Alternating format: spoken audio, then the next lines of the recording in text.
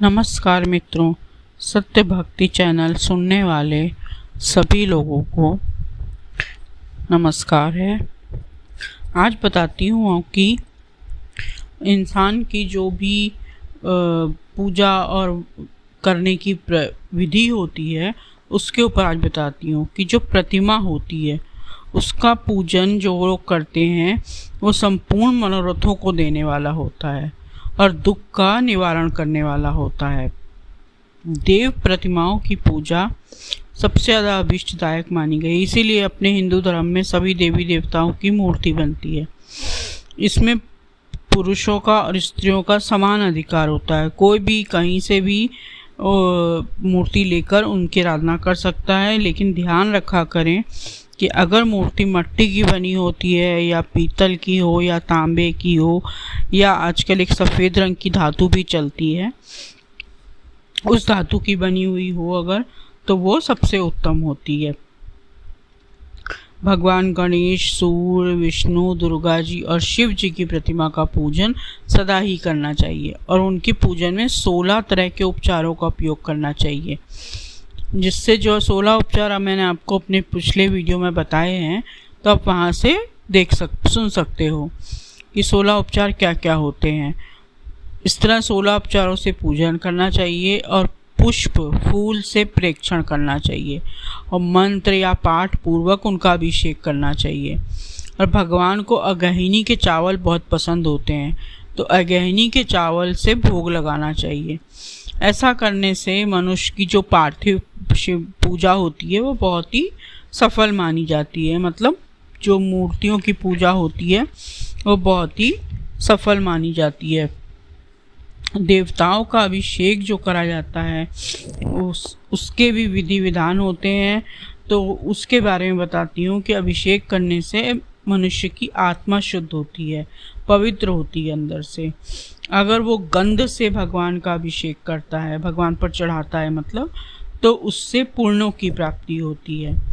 और जो दूध से, दही से, शहद से, चंदन से, जल से, इस तरह विभिन्न प्रकार से जो अभिषेक होते हैं उनको करते रहना चाहिए। इनसे बहुत सारे पुण्यों की प्राप्ति होती है। धूप जो है भगवान को दिखाने से, जो धूप आप लगाते हो उससे धन की प्राप्ति होती है। भगवान को नैवेद्य लगाने से, भोग लगाने से तृप्ति होती है। और भगवान को दीप दिखाने से ज्ञान मिलता है। और आप भगवान को तांबूल अर्पित करने से, तांबूल माने पान, अर्पित करने से भोग की उपलब्धि होती है, यानी कि ऐश्वर्य मिलता है।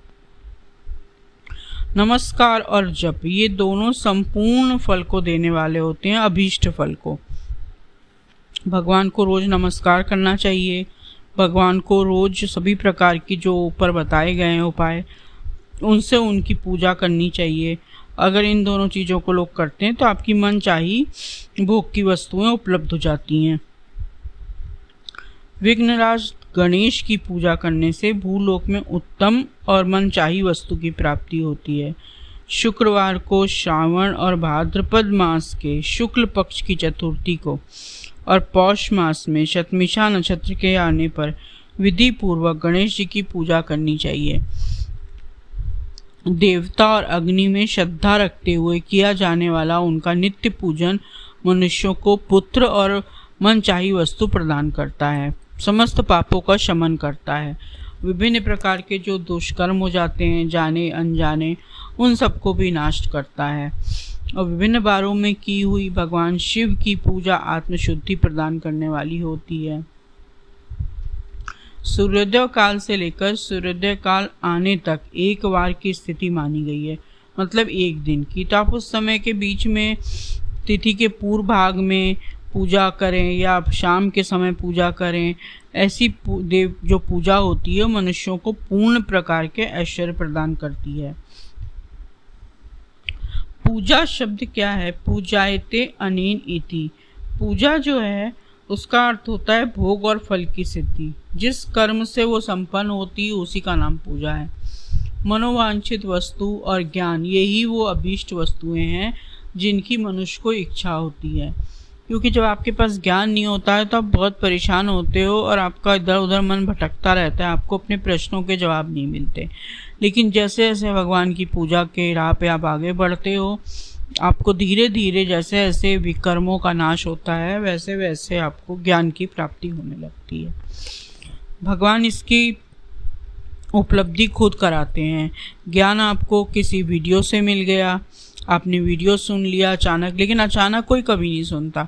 ये ईश्वर इच्छा से ही होता है कि आपके सामने अचानक ऐसा वीडियो आ गया जिससे आपको वो ज्ञान मिला, या आपके हाथ कोई ज्ञान का शास्त्र लग गया, आपने उससे ज्ञान हासिल कर लिया, या भगवान स्वयं आपको स्वप्न आदि के द्वारा भी ज्ञान प्रदान करते हैं, संतों की संगति करा देते हैं जिससे आपको ज्ञान प्राप्त हो जाता है। और ज्ञान मिलने पर आपको अच्छे गुरु भी मिल जाते हैं। सद्गुरु अगर जीवन में उतर आते हैं तो वैसे भी बहुत सारे कर्मों का नाश हो जाता है और मनुष्य सद्भावना से अंदर से भरा रहता है, सद्भावना से, और उसको उसके जितनी भी समस्याएं हैं उनके समाधान मिलने शुरू हो जाते हैं। लेकिन अगर आपका कोई काम कर्म है तो भली भांति अनुष्ठान हुआ हो तो वो तत्काल ही फल देने वाला होता है। प्रतिदिन एक पक्ष, एक मास और एक वर्ष तक लगातार पूजा करने से आपको उन कर्मों के फल की प्राप्ति होती है जैसे ही पापों का क्रमशः क्षय होता है। मतलब आप लगातार जब पूजा करते रहते हो तो धीरे धीरे आपके जो पाप कर्म जमा हुए हैं, इसको ऐसे समझना चाहिए कि हमारा प्रत्येक कर्म जो है वो कहीं लिखा जा रहा है। वो हमारे कहते हैं कि दाएं और बाएं कंधे पर भगवान चित्रगुप्त ने अपने 2 दूत बैठा रखे हैं जो हमारे सभी कर्मों को लिख रहे होते हैं।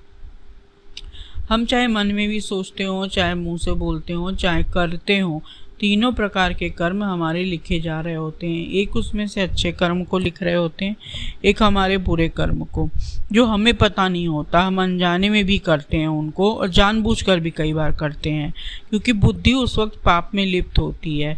संसार में आने के बाद मोह में या घमंड में और क्या बोलते हैं 5 प्रकार के जो विकार हैं उनसे ग्रसित होती है। उस कारण से हमारा ध्यान नहीं जाता कि वो ये पाप कर्म है, इतना ज्ञान नहीं होता है और हमें वो नॉर्मल लगता है। तो जब उस कर्म को करते हैं तो उससे पाप का घड़ा भर जाता है। तो जब आपके पुण्य का घड़ा भरा होता है तो आपको उस समय सभी प्रकार के ऐश्वर्य मिलने लगते हैं, मनोकामनाएं पूरी होने लगती हैं, और जब पाप का घड़ा भरता है तो दुख की प्राप्ति होती है। लेकिन आप जब लगातार पूजा करते रहते हो तो आपको एक पक्ष मतलब 15 दिन, उसके बाद 1 मास, फिर 1 वर्ष तक लगातार पूजा करने से आपको पापों का धीरे धीरे नाश होने लगता है और आपकी मनोकामना पूरी होने का समय आने लगता है। प्रत्येक मास के कृष्ण पक्ष की चतुर्थी तिथि को की हुई महागणपति की पूजा एक पक्ष के पापों का नाश करने वाली होती है।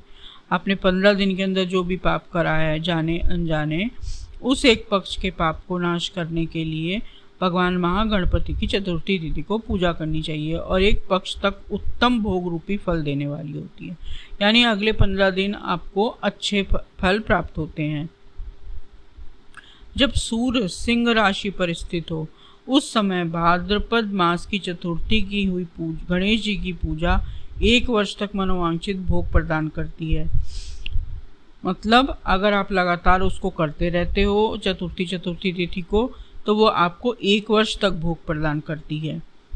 श्रवण मास के रविवार को हस्त नक्षत्र से युक्त सप्तमी तिथि को तथा माघ शुक्ला सप्तमी को भगवान सूर्य का पूजन करना चाहिए।